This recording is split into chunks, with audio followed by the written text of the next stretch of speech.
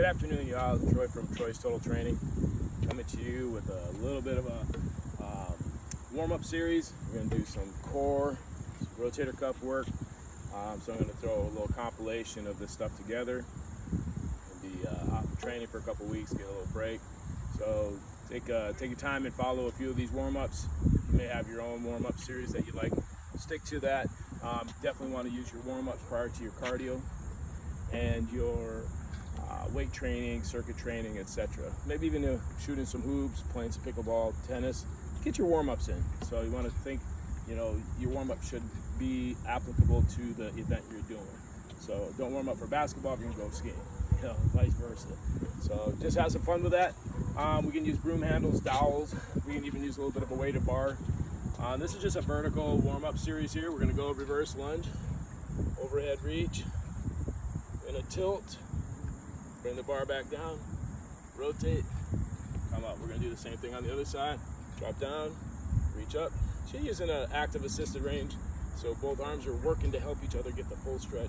We're gonna side tilt, come back to center, drop the bar parallel, rotate. So we're gonna get all that nice stretch in the thigh, the quad hip flexor, a little bit of the psoas group, your side muscles, lats, all that stuff. You can also just stand, go side to side, stand, and rotate. If you have bad knees, have a pad underneath your knee, and you can just do some hip drivers for that quad. You can even be a little higher and not go as deep and not go up and down in some of those series. So again, no strain, no pain. Feed the positive, starve the negative. We want to activate, not agitate. It's kind of one of the concepts I've been throwing around in September. So activation of the tissues and the joints, your energy systems, but not agitating them. All right, don't tick them off. Feed the positive, starve the negative. All right, so after that one, I like to take my bar out here, put my toe up, and drive the bar away as I stretch my hamstring. I'll do that about 3 seconds. So that 1, 2, 3. I'm really tight up, bend my knee a little bit more and sink into it, and then slowly try and work onto that knee extension. So I'm getting a high hamstring stretch with the knee bent into my lower hamstring. The other way you can do it is, we call them grass reachers. So I would go without the stick, or carpet sweepers. 1970s shade carpet fluffers. There you go. We can also go walking through space and time. Okay, so we're gonna work on that. We're gonna go now into a lateral lunge, working on our inner thighs. Again, using the dowel, I'm gonna get my opposite adductor to my lat stretch. I'm gonna drive that bar. I'm gonna switch hands, put the left hand on top, and stretch into my right adductor. I can keep my hands a little bit more neutral if I like, or on top. But again, typically, you're gonna wanna have that top arm on the driver. That's gonna give you that deeper stretch there. Again, if you don't have that, just standing in place, even just some side to side hip shifting. Try and stay up tall, more of an athletic position as you're working on those stretching. Shoulders are still pretty much on top of my ankles for balance. Loading into my hips, shifting into those adductors. From there, we're just gonna go into some jumping jacks. And then I like to go into skipping. Make sure those toes are popping up. Triple flexion to triple extension. That's gonna get the spring. And then we're gonna go into skaters. Be light, spring, decelerate, accelerate. Force reduction to force production. Go through a bunch of those. One of the other ones I love is the mountain climbers. You can do tapping or floating. You don't have to touch down every time. From there, we can do some line hops. Again, if you don't have that, you can just have a piece of TheraBand here. One of your mini bands that we're gonna use for our core. Have that lined up. You can hop over that. Go about 8 times. With your front back 8 times. And then we're gonna go base rotate.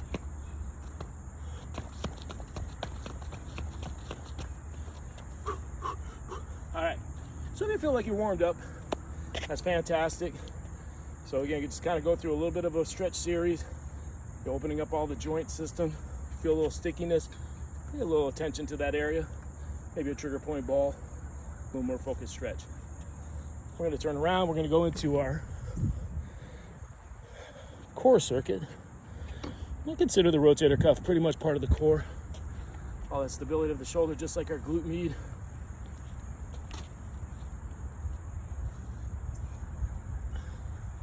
I'm going to take this guy here. I need an assistant. I don't pay much. So we're going to go here. We're going to go rotator cuff. So when your arm is up, give a little pressure into the top of your hand as a support piece. You're going to take your knuckles straight up to the ceiling and then lower that slowly. What you're not trying to do is over-activate into the trap. You're elevating the shoulder, keep that down. We'll do about 12 to 20. And of course, then we do the other side. Not too worried about rotator cuff on the internal rotation. We're going to get a lot of that with our pushing, our flies, stuff like that. But again, if you got some shoulder issues, you might want to go through some of those series, even taking your stick and doing some range of motion work. All right, so I'm going to go to another core one here. This is called a pull through and a pull out. I'm going to take my band. I got it attached to my fence here, so you can attach it with any kind of a device. I like to go out here with the fence and be out in nature. I'm going to be in a plank.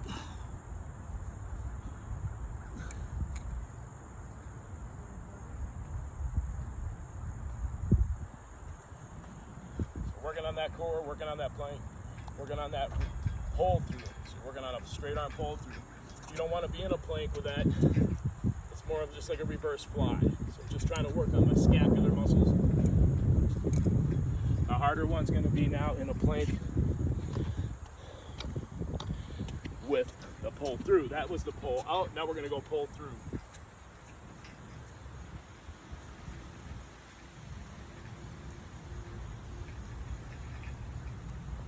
So again, about 12, 15 times, we'll do each side, all right?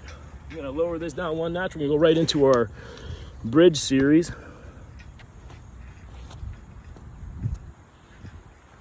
Got my trusty band I was using for my hops. Should have brought a broom. A lot of mowing, but a lot of grass gonna be on my clothes.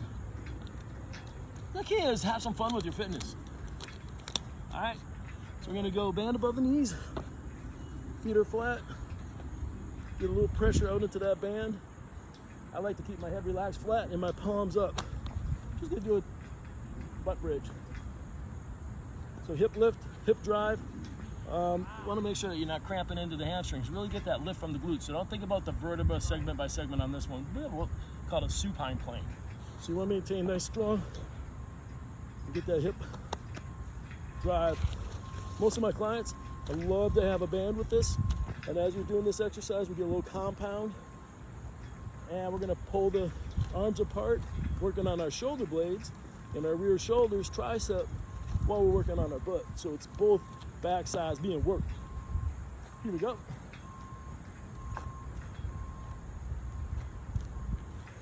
We're gonna go right into a side plank. I call this a side plank clam. So you're gonna be in a side plank. Again, just a regular side clam. I don't like to have the knees come back and touch. You can use a yoga block in between there. Just keep your hand in a sideways position. You can even have a block between your foot here. Another good one is just keeping your knee down on that block or your fist. And working on that femur, that thigh internal rotation. Getting that ankle towards the ceiling. That's a great one. And another one without the band, real quick, is this bad boy. So you can be working on that internal rotation. Again, those are a couple of, just a side note. Again, you can break that off again, not have the band on with those two. It doesn't really inhibit anything, but you don't want this band pulling down and stressing your SI joint. All right, so after those, side notes, you're gonna be in that side plank. We're gonna work on that knee up, and I wanna work on a tricep extension. My clients, typically I'm having them do dumbbell kicks, but we're gonna also, today, I'm gonna use my band, because I'm out at a park and I didn't want to carry dumbbells. I need like a little caddy cart. There we go, kick that fist up to the ceiling, kick that knee up top. I'm gonna do again about 12 to 20, depending on your fitness level. Now, challenge yourself. If you can do 10 and keep going, don't stop. Give yourself that 12, 13, 14. It doesn't have to be 15. It can be 12, it can be 13, it could be 17. All right, but challenge yourself. Then we're gonna go to the other side, of course, and then repeat the same sequence. The last one I'm gonna do here for the bridging is the one leg butt bridge. And again, I like to have my palms up, pressing into the ground, one leg butt drive. One leg butt drive. No, it's not a half butt. Just kidding. Here we go, pushing it up, push the tush. Glory to the glutes. Remember, it's all about good emphasis on your core stabilization while you're driving those hips. Those hip exercises are great for going upstairs, much more hip-centric on our gait, walking stairs, versus so much knee-centric, okay? Or knee-focused. All right, so we're gonna get rid of the band. Now, if you wanna keep the band on, you can have it above your knees, lighter, at your ankles, harder. We're gonna go into a plank. And I like to just do some leg wagging. So I'll do about 15 each side on that.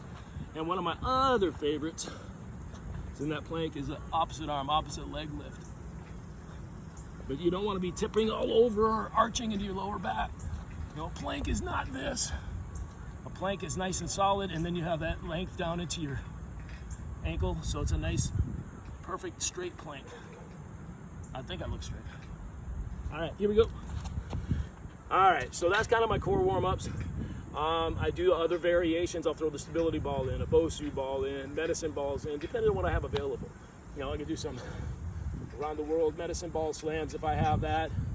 If I have a weight plate, dumbbell medicine ball, I can do some squat chops as part of my warm-ups. So all those are great. So that's just a nice little quick compilation of some rotator cuff, core, glute drives, and some warm-ups, okay? So the next circuit series is gonna come up on my YouTube channel. It's gonna have a whole circuit set up here with the bands for our strength positioning. All right, here we go. Coming back to you in a minute.